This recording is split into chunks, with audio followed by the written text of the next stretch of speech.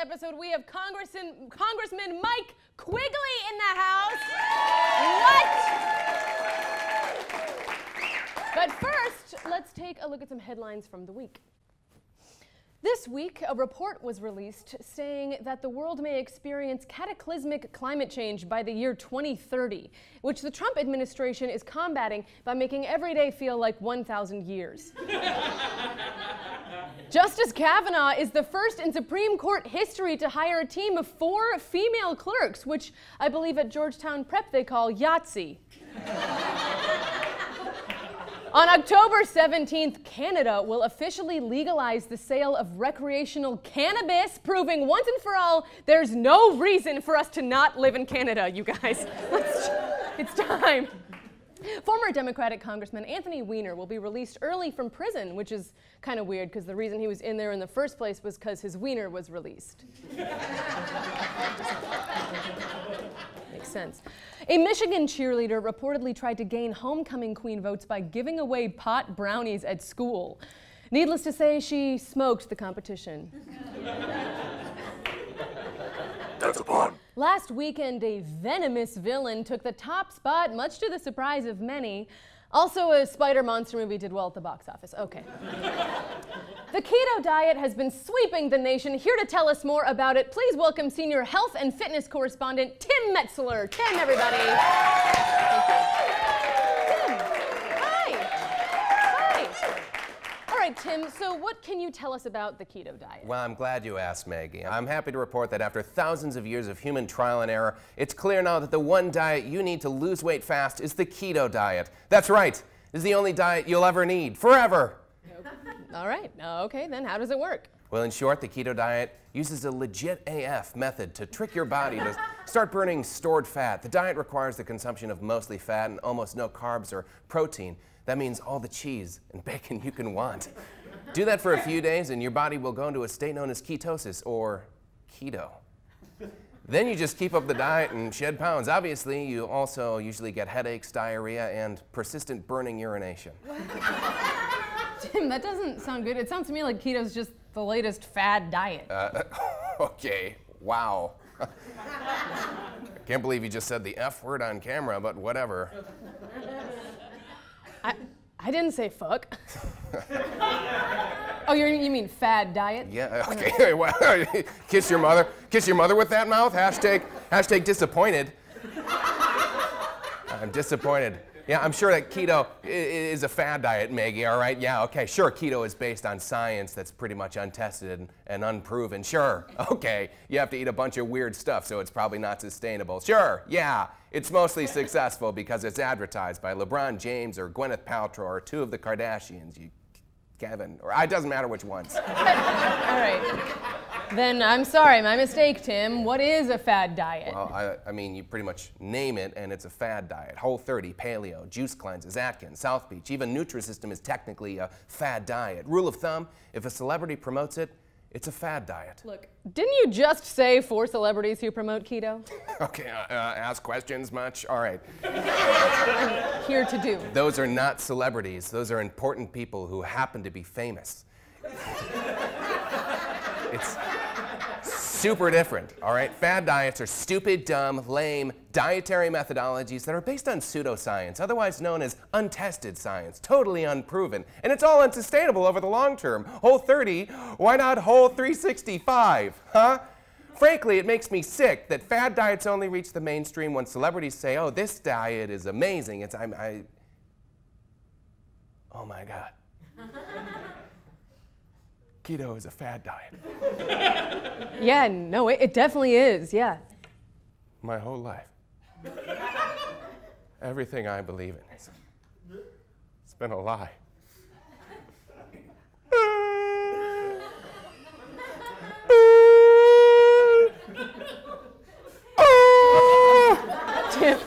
Tim. No, Tim. Buddy, Tim, I don't think that's the takeaway here. I really feel like the takeaway is that it's just really easy to get sucked into these popular diets that may or may not work. Why don't we just all try and be a little bit healthier every day, right? Oh my God, Tim? Tim! I'm sorry, I drifted off because the keto is making me diarrhea. All right, go away. Tim, everybody. It's Tim Metzler. Go to the bathroom. Are you okay?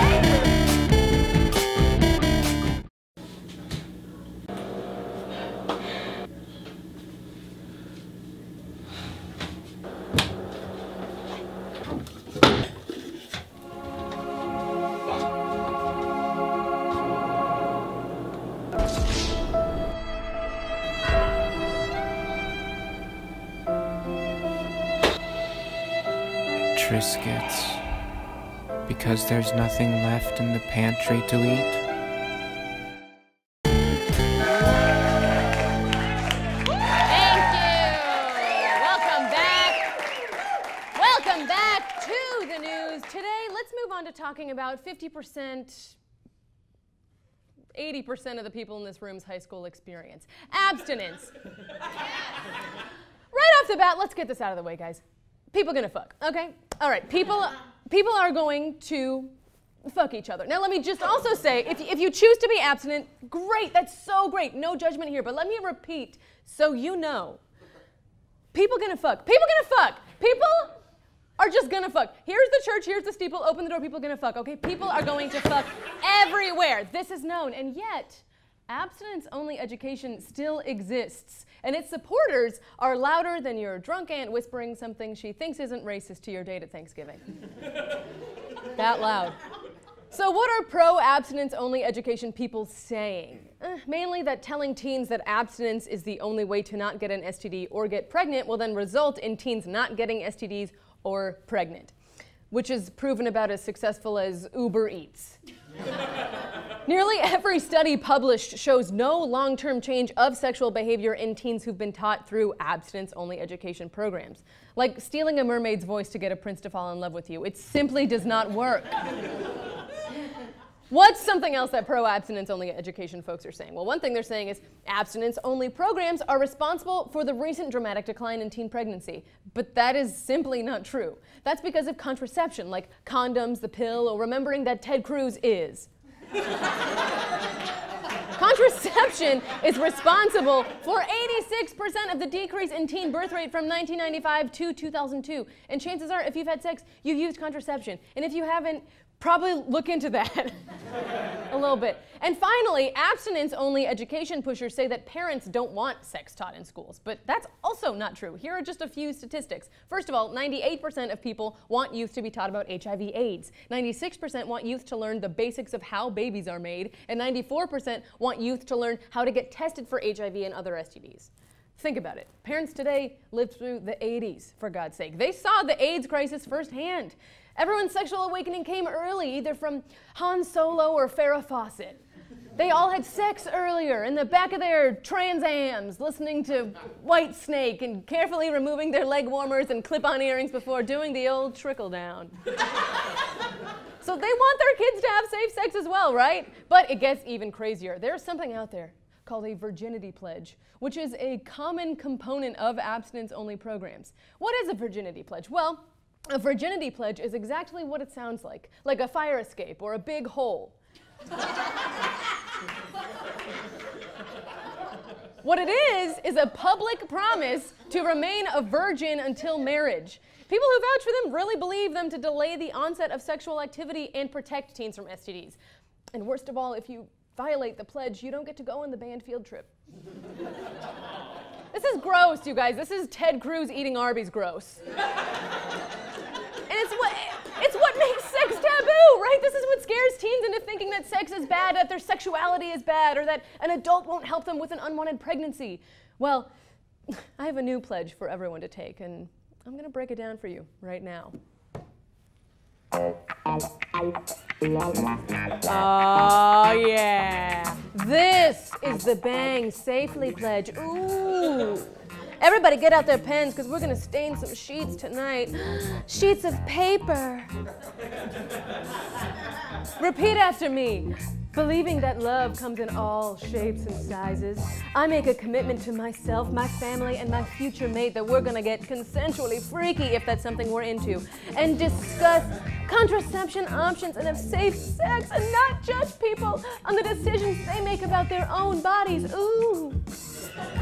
And if one day I get married, looking at you, Richard, from Series 6 of the Great British Bake Off. The above rules still apply. Signed with a kiss, Maggie. We'll be right back. Thank you.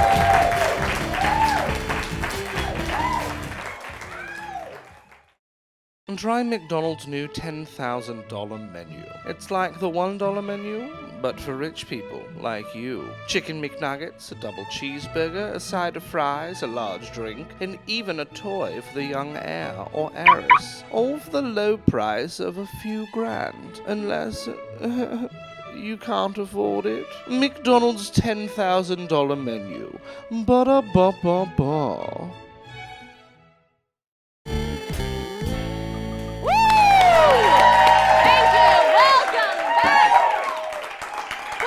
To the news tonight, I am joined by the representative for Illinois 5th District, Congressman Mike Quigley.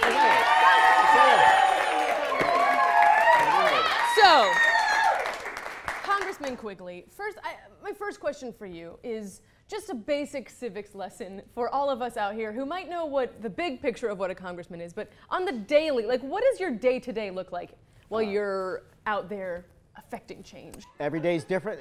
It's why I love it.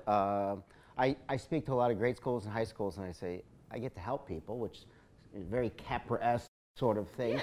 But given the dark house of cards that I live in, it's giving them some reason to get up and do something. Somewhere between the House of Cards and It's a Wonderful Life. That's just where you're at all times. I live House of Cards. I watch Capra and West Wing. But that's what we all do. Look, I speak to community groups. I talk to schools. Chambers of commerce, street festivals, anywhere where you get to talk to the voters while we're here in the district. Now back in D.C., it's, you know, day after day of pleasure. Sure. So, yeah, if there's one thing I know about D.C. is it's just lovely and chill. You know, I knew things were really, really dark when I saw a headline. It was after our president met the Chancellor of Germany, and the headline was, President Trump meets the leader of the free world.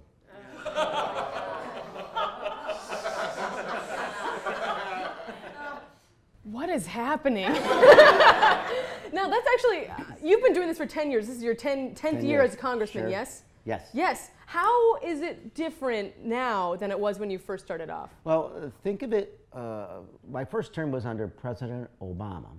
And then, so that was, we actually passed health care and meaningful legislation, Lilly Ledbetter. We passed the Dreamers Act. We passed a climate change bill, all in the first. And we brought the country out of its worst economic downturn since the Depression into the beginnings of the economic boom that we're living in now.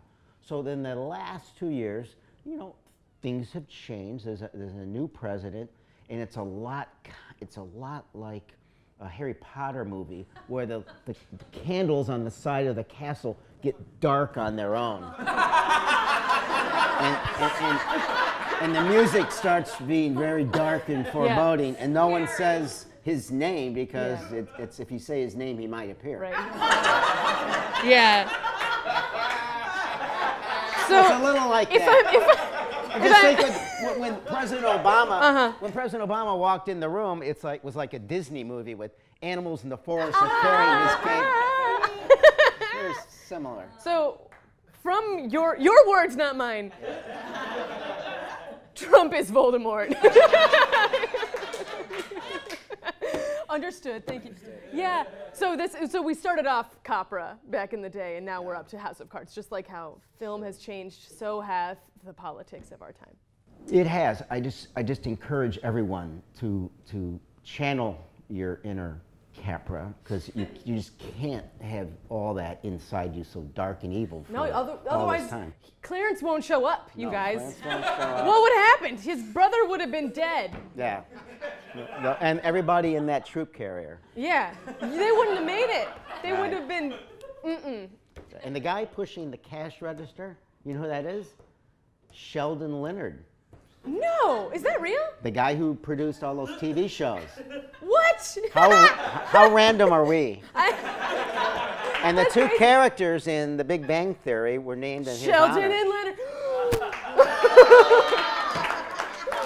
I had no idea I was going to get such a comedy lesson from Mike Quigley. Yes. Now, Ask Congressman, something I know about your district is the first person who was the congressman of the Illinois 5th was Stephen Douglas of the Lincoln-Douglas debates. So I was wondering if you would indulge me in having sort of a Smith-Quigley debates here right now. Absolutely. Okay. Stance on slavery. Bad. Bad. Bad. That was my only question. Thank you. Great. We'll be right back with more Congressman Mike Quigley, guys. Thank you.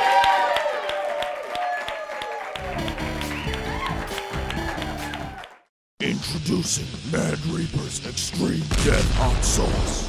It's so hot, it's like Hades' full fist down your throat.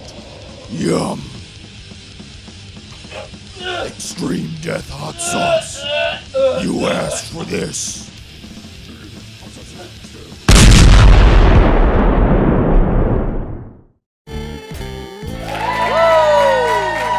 Thank you so much. Thank you for watching the news. Here is your asterisk of the week. Mr. President, Senator Warren released some of her DNA results that show a strong likelihood that she does have Native American roots. How much? 1/1000?